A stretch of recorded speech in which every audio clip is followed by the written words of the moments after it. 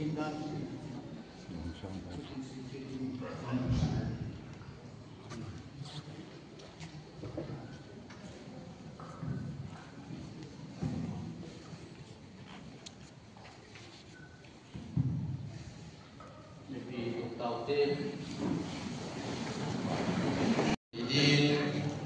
amasan Kunsai Christian Church Gồm có khu phát biểu ý kiến ít dấu lệ xung quanh rằng Christian Church cái chuyện là church phải cái trang chân này phát hiện một bài tiếng kinh tế luôn phá hiện một số Kunsai Christian Church phát cái đầu tết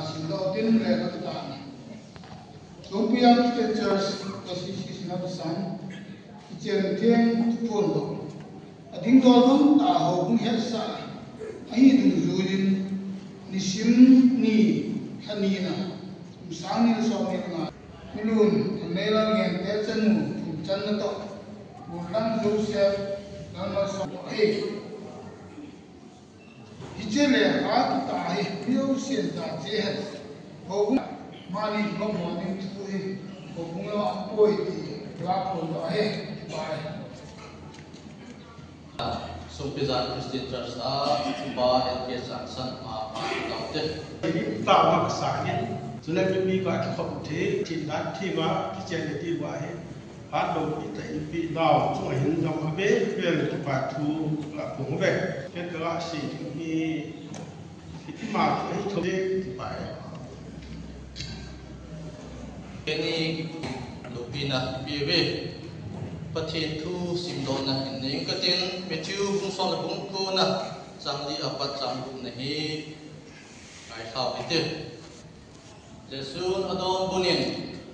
Ichitwa hi sim kila pat asim pan pasal le me asim sai hi kiti pathin le kun sim khao lo ham sule ji arimin anu le pa da Pathin yo khom na muna ki khom hong mi te hin alam to ai sun mi den kin theng bol soi khat yu hen lam im kui tau hen tau ni man ka te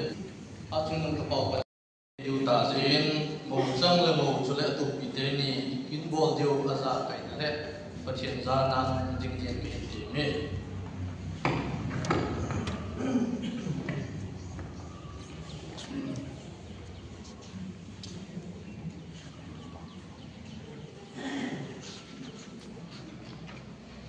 Sophie Joseph Lalman Som Chang San le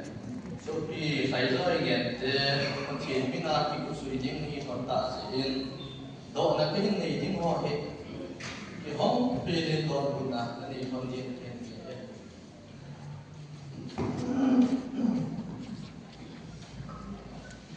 nam Sophie Joseph Lalman Som na ve la ma ding Sophie khai roi Pathin dan thing dung zuya na zian kun na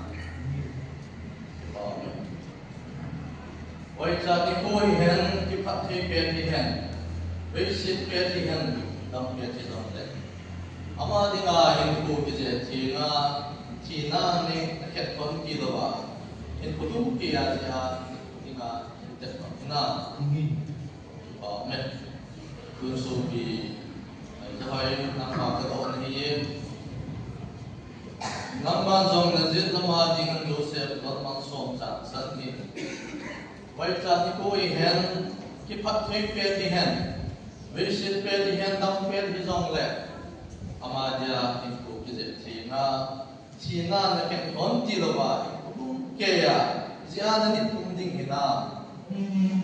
ki pao me lúc nào tập viết con hết cái Pathin lệ ở vùng miền Tây bằng tàu hen tôn cái rất có miền Nam diễn lắm kia là chủ nó nên chủ đề cái tập con phục tổ tiên của vùng Benin. Sau cái nắm thầy thôi nghe thế chỉ là cái cái con tì đó à in có đúng cái chỉ là nít tiếng à bắt hiện lệ hồ cũng mi thế am sunga dunia bầu đàn tiếng là cái cuộc suy nè cái này hiện tại mấy cái nắm Joseph lần một sống chẳng sanh hiệp chỉ là cái con tì đó à in có đúng cái chỉ là nít tiếng à bắt hiện lệ hồ cũng mi thế am sunga dunia ini bukan cina, hidup suina kini ingin kita. So kita ni hin, kita berfirman kita hukum ini angka bodoh kerana kita berfirman objek nam dun pasalin umai saya bukti pasatin, itu jauh dah umai pasal kita ini.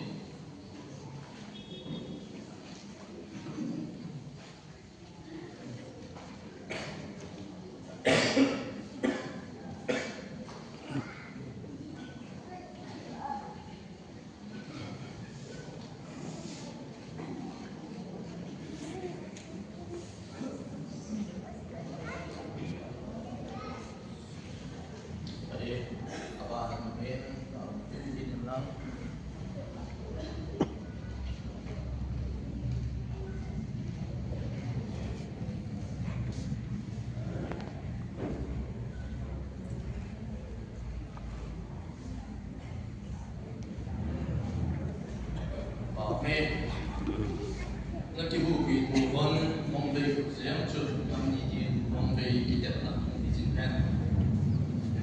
Jadi pakai jalan mungkin kema sobiteni ni pakai mina lupa lupa saya sobiteni jam nak pergi jalan itu pemilang.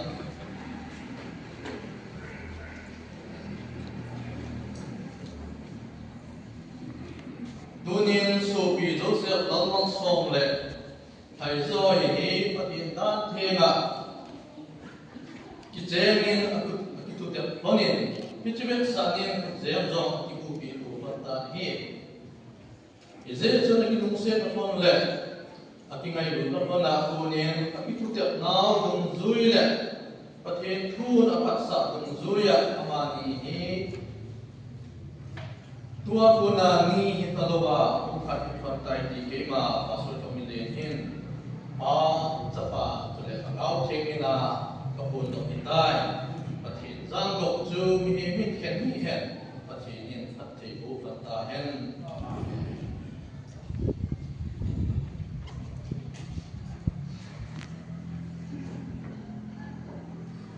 pipi tu kau te registration part tu mensut lu na part ini kita itu surah he kang tak te buat join la in sub video ini lu kang tak te part kita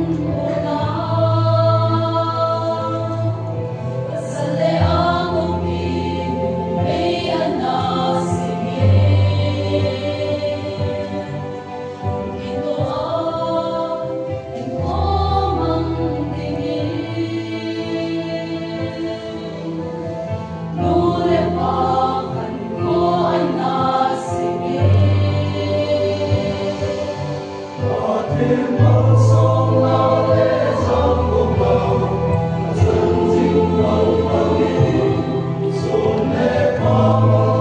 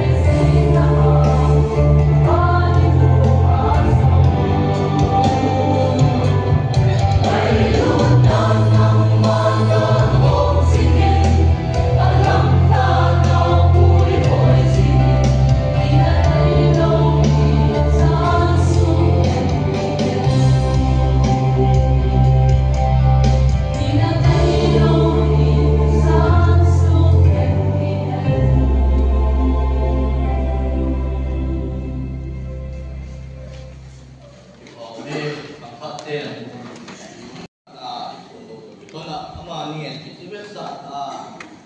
ete may ba na katta ni banding ta su ta pin tun ini ga je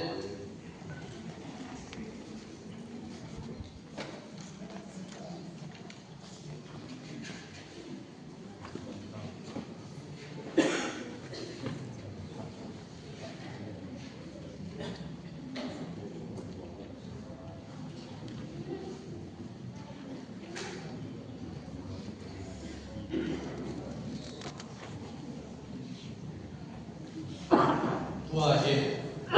je certificate before kita dan dua tinggian je simple kecil certificate of marriage. This certifies that Joseph Lalmal Song Jackson with Haizoi Niente were united by me in holy matrimony on the 2nd day of April in the year of our Lord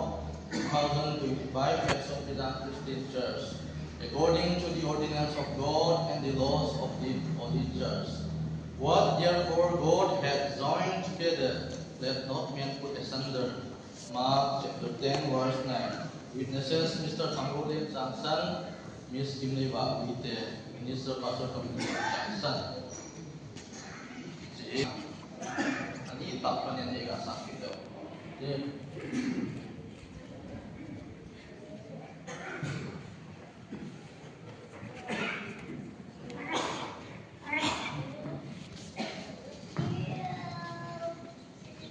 So kita ni ikut bagaimana? Bumi tehon kuah ipan ilah hongkan sohung tungta. Kema uminga kena ketupi ding ngin nang hozo sen da lungsung wa ding ketupi wa takat apat cina. So kita ni ketupi deu ngin tun sopi malsom le sopi sai hoi. Si komnaya il sutin kein si ngin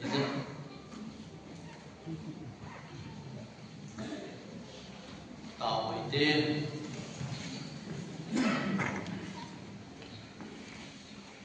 nên ngay lúc nào đi lung xịt nào thì